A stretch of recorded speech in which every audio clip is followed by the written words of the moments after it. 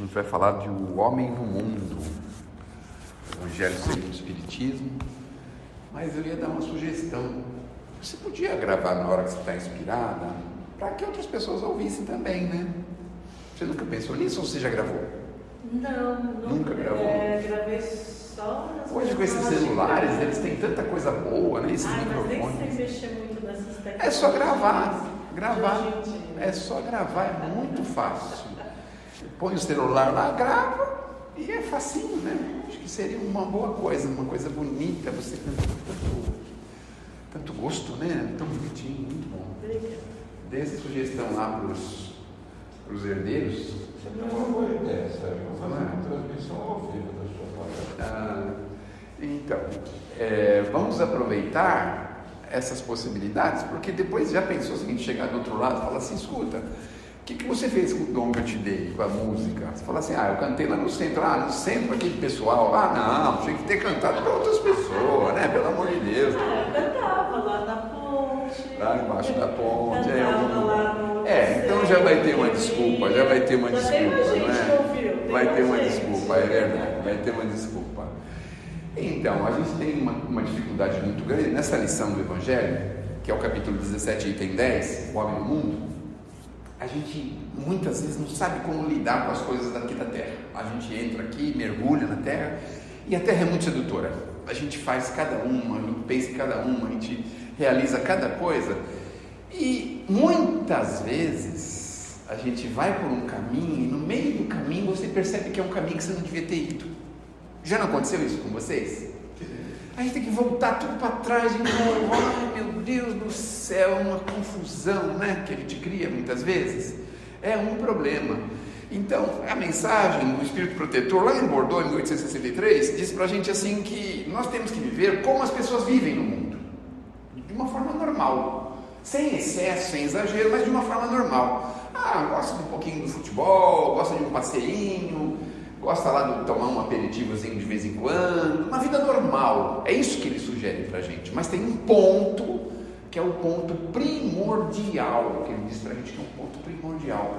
Nós temos que pensar na prática da caridade. E qual caridade é essa? Pôr a mão no bolso, sair distribuindo dinheiro, essas coisas? Obviamente que não. A prática da caridade pode ser em qualquer direção, não importa qual seja. Mas nós temos que ir para este caminho, porque se a gente não for por este caminho, dificilmente a gente consegue os nossos objetivos aqui na Terra. Quais são os nossos objetivos aqui na Terra? Evolução, aprimoramento, desenvolvimento. Porque na prática da caridade, o que vai acontecer? Nós vamos entrar numa espécie de embate. Nós vamos lidar com pessoas diferentes, nós vamos lidar com pessoas que tem gênios diferentes, situações diferentes. Ele explica para a gente que nós temos que estar no meio das pessoas. Nós não podemos nos isolar. As pessoas que se isolam, e é tão comum isso, né? Olha como é comum a gente querer se isolar. Toda hora, fim de semana, vou lá para o sítio, graças a Deus, não sei para onde. Longe de todo mundo. Não é assim? Quer se isolar das pessoas. E na verdade o que nós temos que fazer é o contrário. Claro, nós estamos falando aqui, e é óbvio que tem momentos e tem momentos. Tem momentos que a gente deve ficar em silêncio, isoladinho, tem momentos para isso, mas isso não pode ser um costume, um vício, não pode ser um hábito. Então nós temos que tomar cuidado, porque nós temos que conviver com as pessoas.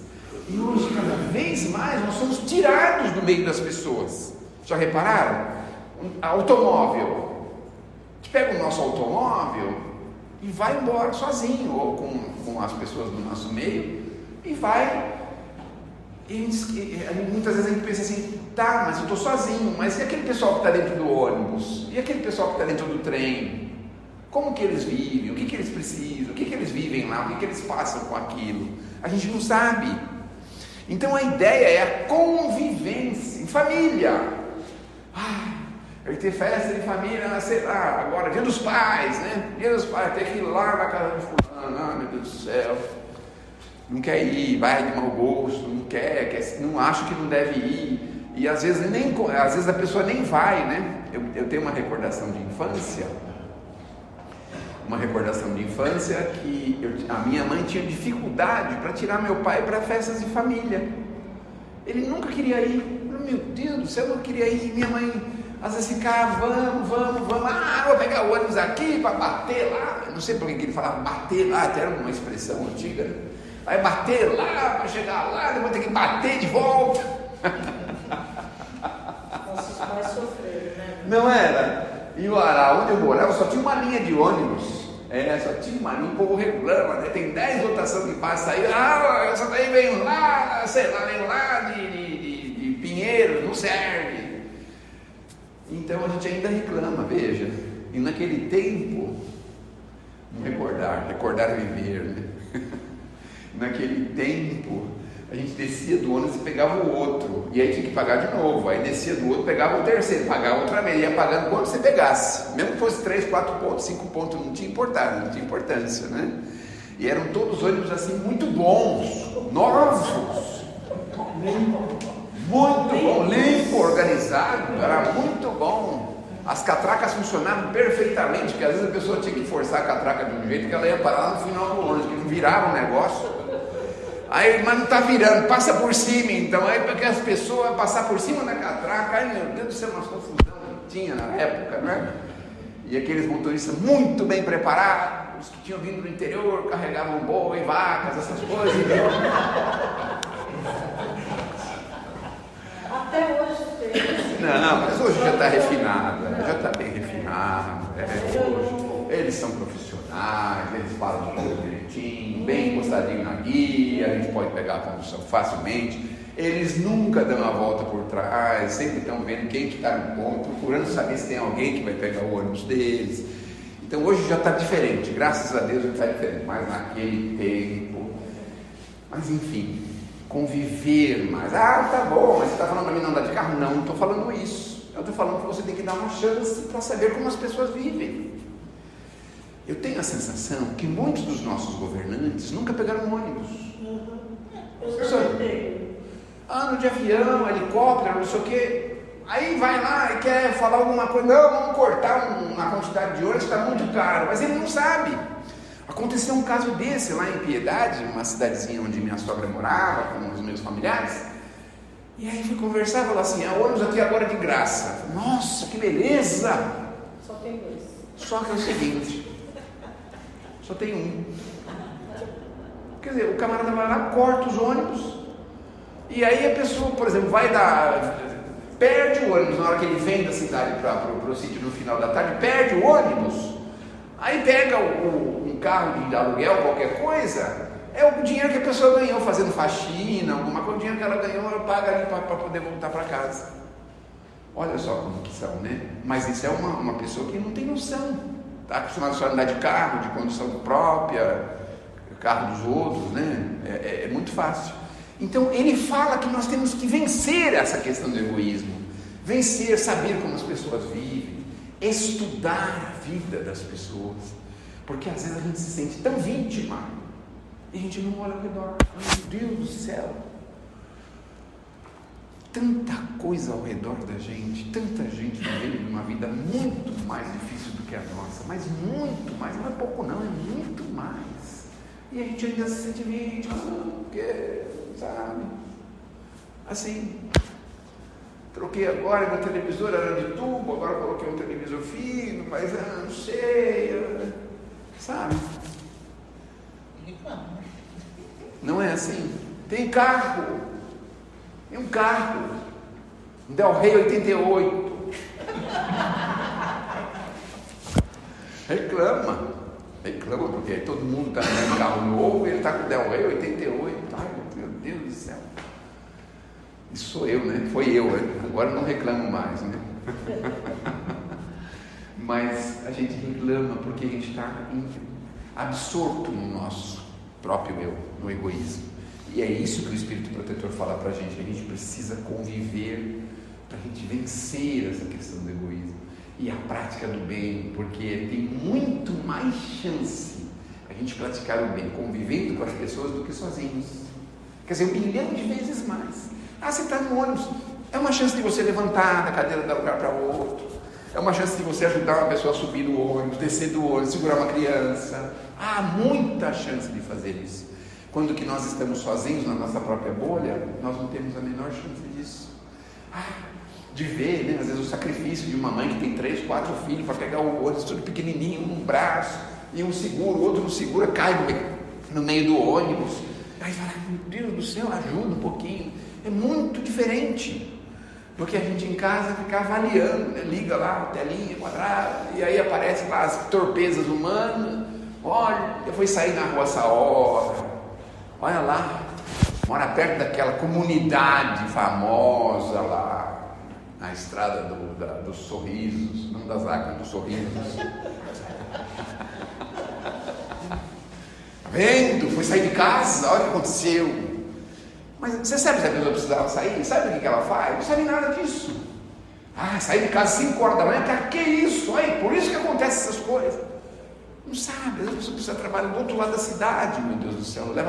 A moça que trabalha em casa, aliás, eu não posso falar de mim mais, foi proibido. Mas eu conheço uma pessoa que tem uma moça que trabalha na casa dele, que ela leva 2h30 para chegar no serviço, 2h30 para voltar.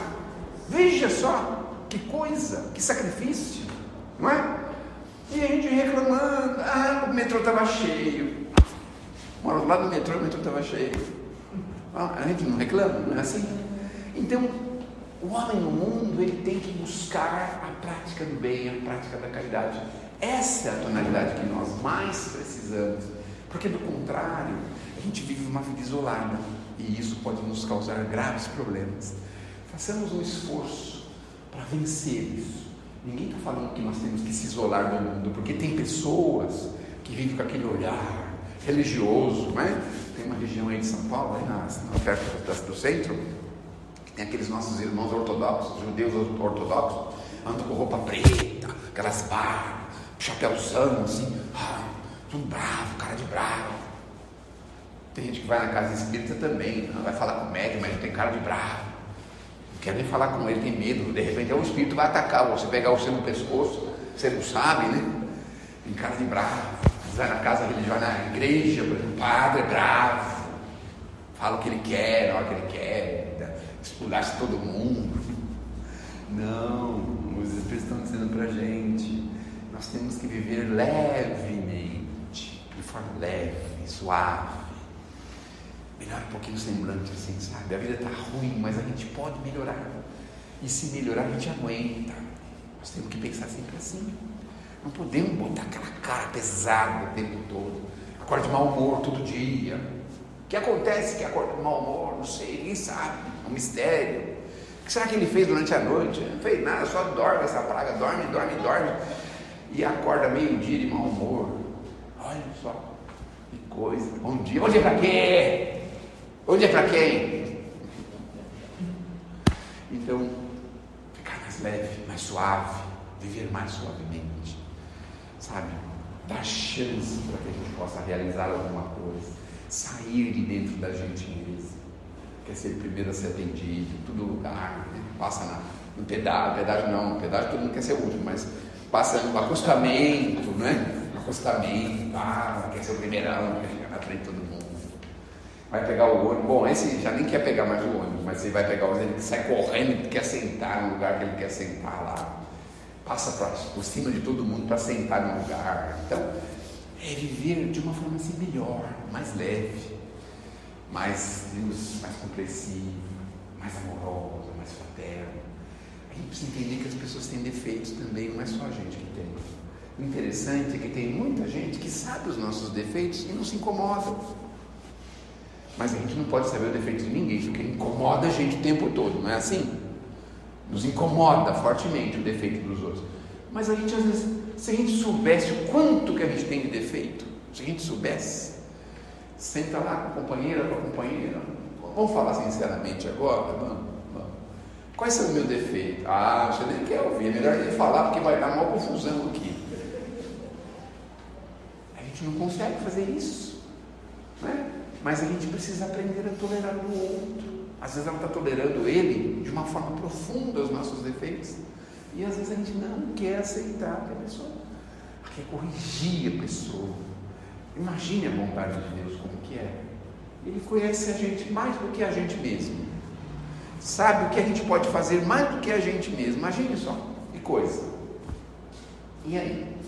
Como que fica? A gente quer a todo custo corrigir as pessoas, os erros delas, né? Porque é meu filho, porque é meu marido, porque é minha esposa. Calma, confia. O Pai sabe o que faz por nós. O Pai sabe nos corrigir convenientemente. Quando a gente está com desamor, quando a gente está com excessos, quando a gente está... Ele corrige, porque nós não estamos aqui pela primeira vez e nem pela última. De vez em quando a gente tem vontade de pegar um político aí, assim, por exemplo, e conversar com ele bem seriamente mesmo. Não tem.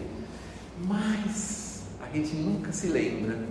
A reencarnação existe. Olha só. Nós vamos ter que voltar. Imagine só, o camarada volta para o mundo espiritual.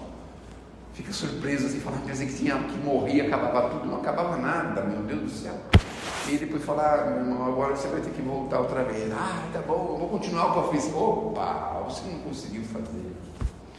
Então agora você vai ver como é que se faz e vai ver como que era estar do outro lado, né? Como que é esse fato, né? Como que funciona. Isso aí eles corrigem a gente direitinho. A gente passa uma encarnação inteira, muitas vezes, corrigindo uma coisa que a gente fez, às vezes de outras encarnações, de remotas encarnações, muitas vezes, né? Então Deus nos corrige. É claro que seria muito melhor se a gente se descobrisse rapidamente e se corrigisse rapidamente, seria muito melhor, não é? Mas tudo bem, é compreensível. A gente tem esse ponto a nosso favor. Deus nos dá esse privilégio de a gente poder ter liberdade mesmo para errar, tá certo? Então, voltando lá ao homem no mundo, viver como as pessoas vivem, tranquilamente, suavizar a vida, não tornar a vida pesada. Se for possível, vai para a prática do bem, da caridade, não se esqueça disso. E faça assim, viva como as pessoas mais ou menos vivem. Então, algumas pessoas querem dar a impressão, a sensação de que estão em outro nível, não é? Então põe umas roupas especiais, assim, tem que andar na rua, fulano, roupa especial. Não, tem que andar normal como as pessoas andam. Vamos imaginar se Jesus voltasse aqui, como que ele viveria? De uma forma natural como a gente. As roupas que a gente usa, as coisas que a gente faz. Ele não fez isso lá, 2000 anos? Andava como as pessoas andavam, vivia como as pessoas viviam, sabe? Do mesmo jeito, não é porque eu sou Jesus, eu preciso de um lugar diferente para mim, quero um quarto que tenha uma luminosidade que vá em direção ao sol e a lua possa refletir à noite, que eu só posso dormir nesses lugares para refazer as minhas energias. Já pensaram?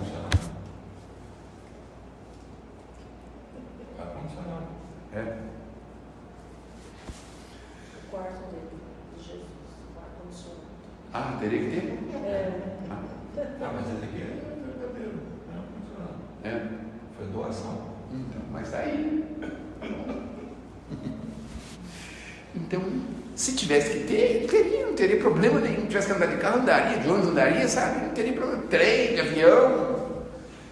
Então, a gente precisa entender que nós estamos no mundo, pisando na terra, e precisamos entender que somos filhos de Deus da criação e estamos aqui momentaneamente. Daqui a 150 anos, mais ou menos, que a gente vai estar de volta, a gente vai tomar um choque, você fala, meu Deus do céu, aqui que é o Ipiranga, aqui que é o Sacomano, aqui que é a divisa de São Caetano, meu Deus, aqui que é a Estrada das Lágrimas, nossa, meu Deus, vai estar tudo diferente daqui a 100 anos, né?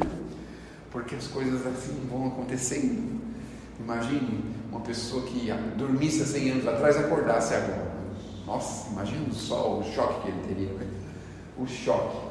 E a gente nem precisou de 100 anos, a gente está vendo metrô para tudo quanto é lado, e nem faz 50 anos isso, nem 30 anos, né? Em 30 anos, olha quanta coisa mudou, quanta coisa está acontecendo. Então, façamos o esforço, procuremos o bem, vivamos como vivem as pessoas no mundo e façamos o bem que pudermos, em qualquer direção. Não tem obrigação de ser com essa ou com aquele segmento, não. Em qualquer direção. Eu ouvi uma frasezinha bonita esses dias que dizia assim, eu sempre ouvi essa frase, quando eu era criança, minha mãe levava muito na igreja São Judas Tadeu, porque eu nasci no dia 28, E aí, no dia 28, aquela coisa me levava lá, ia lá e tal. Aí tinha lá um sacerdote que dizia assim: quem não vive para servir, olha o que ele falava, não serve para viver. Aí outro dia eu escutei uma tão bonitinha, que eu falei assim: nossa, olha que legal que é essa, que diz assim: quem não vive para servir, ainda não aprendeu a viver. Olha que bonitinho, não é? Ainda não aprendeu, não é mesmo? Eu tenho uma amiga que tem uma irmã que é especial, e aí a gente vê, às vezes ela está meio em crise, tadinha, ela não consegue fazer nada, fica o dia inteiro assim, dá uma lavadinha na louça para a mãe, não quer, xinga e faz, acontece. Então, como é ruim quando a gente não tem uma disposição de fazer alguma coisa por alguém. Como é ruim isso. Isso é horrível, não é mesmo? Então vamos terminar assim: quem não vive para servir, ainda não aprendeu a viver. Que Deus nos abençoe, que Jesus nos ilumine. E o poema? E muito em breve. Não, agora. E muito em breve nós vamos ter as músicas da Petrângela no YouTube. E eu vou ser o primeiro a me inscrever no canal dela. No meu canal tem 3 inscritos, que sou eu, a minha esposa e meu filho. No meu tem 3 já, então. De hoje já vai ter mais, já. Caridade, glorificada sejas onde fores, mãos que te fazem sol, apoio ninho para todos os tristes do caminho, mãos que revelam o lírio aberto aos dores, mão generosa, mão que adivinha a mensagem do Cristo em esplendores, mão que converte lágrimas em flores. Deus te abençoe os gestos de carinho. Nunca enxerguei a forma do teu culto, fito-te a luz que passa enquanto exulto. Vejo que o mundo se aprimora pela caridade. És o dom que nos irmana, é o amor de Deus na inteligência humana, uma estrela engastada noutra estrela. De novo, hein? Acho que nós não percebemos o que ela falou aqui, ó. Caridade, és o dom que nos irmana. O amor de Deus, o amor de Deus na inteligência humana, uma estrela engastada noutra estrela. Quando a gente está na prática do bem, da caridade, nós estamos vivenciando o amor de Deus, não só para nós, mas para os nossos semelhantes. Muito obrigado pela atenção, pela tolerância, e que possamos estar de volta, né? Em breve, vocês principalmente, né? Porque quando não tem mais ninguém para vir, a Petrângela me chama, cara, e eu mesmo, tá bom? Deixa eu avisar de vocês, faz encerramento. Eu trouxe esse livrinho que é do Caio Ramaciotti, um amigo que tem aqui em São Bernardo, da GEM, e ele contou algumas historinhas que ele tem com o Chico, muito bonitinhas. Quem quiser é de graça, tá bom? Pode se servir aqui na mesa. Vou sortear, né? Porque eu queria um. Agora você vai ter que criar uma forma de... Vai ter que sortear, colocar o nome de... Mas você não é capaz de depois emprestar para você? Sim, podemos. Claro. Trocar entre si, né? Bom, façam isso. Faz encerramento. Tá, só pressa, né? Só faz como você faz. Tá bom. Bom, então fui pegar fazer a prece, porque cheguei atrasado.